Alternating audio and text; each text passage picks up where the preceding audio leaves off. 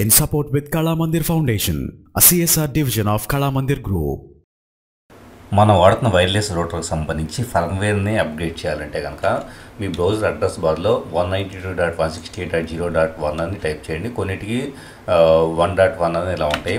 So type చేసిన తర్వాత ఇక్కడ మన router default user name password లేదా మనం ఏదైనా సెట్ చేసుకుంటే దాన్ని ఎంటర్ చేసి లాగిన్ అని ప్రెస్ చేయాల్సి ఉంటుంది.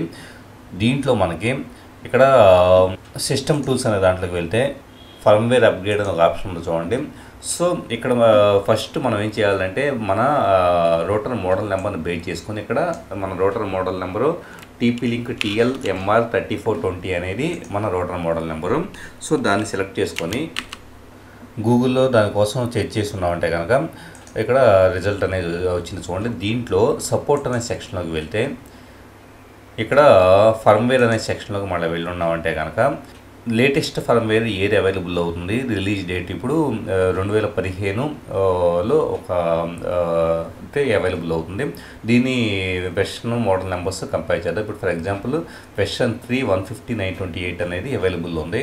మన దగ్గర వెర్షన్ 3.150.319 మాత్రమే ఉంది, అంటే పాత వెర్షన్ ఉంది. సో దీన్ని మనం అప్గ్రేడ్ చేయాలి కాబట్టి సింపుల్గా సో ఈ ఫైల్ని డౌన్లోడ్ చేసుకొని రిటర్న్ జరుగుతుంది. స్టార్ట్ డౌన్లోడ్ అనే దాన్ని మనం ప్రెస్ చేస్తున్నామంటే వన్స్ డౌన్లోడ్ చేసిన తర్వాత దాంట్లో ఉండే ఒక బిన్ ఫైల్ ఉంటుంది, దాన్ని ఎక్స్ట్రాక్ట్ చేయండి. డెస్క్టాప్ మీదకి ఎక్స్ట్రాక్ట్ చేద్దాం. ఎక్స్ట్రాక్ట్ చేసిన తర్వాత చూస్ ఫైల్ అని చెప్పేసి ఉంది చూడండి. సో చూస్ ఫైల్ని సెలెక్ట్ చేసుకొని మనం డౌన్లోడ్ చేసుకున్న బిన్ ఫైల్ని సెలెక్ట్ చేసేసుకొని అప్గ్రేడ్ అనే బటన్ మనం ప్రెస్ చేస్తున్నామంటే are you sure to upgrade the firmware అని అంటుంది. ఓకే బటన్ మనం ప్రెస్ చేద్దాం. In support with Kala Mandir Foundation, a CSR division of Kala Mandir Group.